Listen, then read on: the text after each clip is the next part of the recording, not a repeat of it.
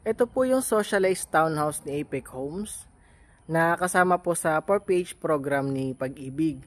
So yun nga po, 3% lang yung kanya magiging interest and malaki po yung mga madi-discount nyo. So yun, may qualification naman si Pag-ibig pagdating doon.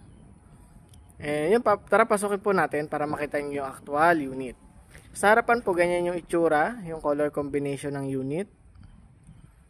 Tapos magkakaroon po kayo ng extra 1.5 meters for extension sa harap na pwedeng balcony. Sa loob naman po ganito. So cement finish lang siya. Wooden door. Tapos yung mga window niya traditional o yung mga old model. Sa kanyang hagdan bakal na din po.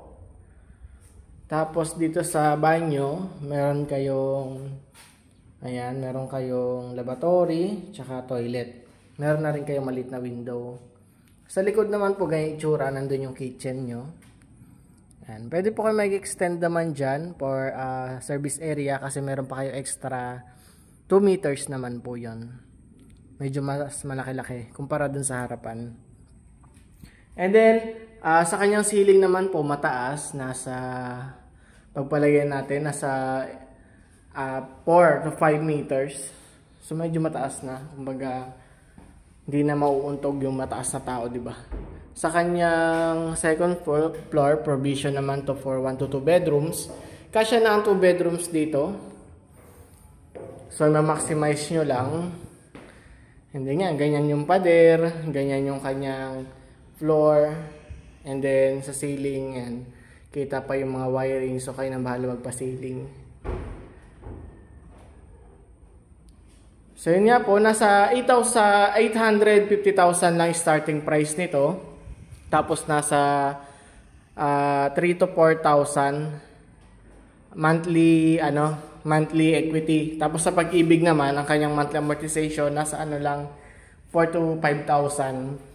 So kasama na po yun sa 4PH program ni Pag-ibig. So yun, sa halagang 4 to 5,000, meron na kayong 2-story townhouse na bare type turnover.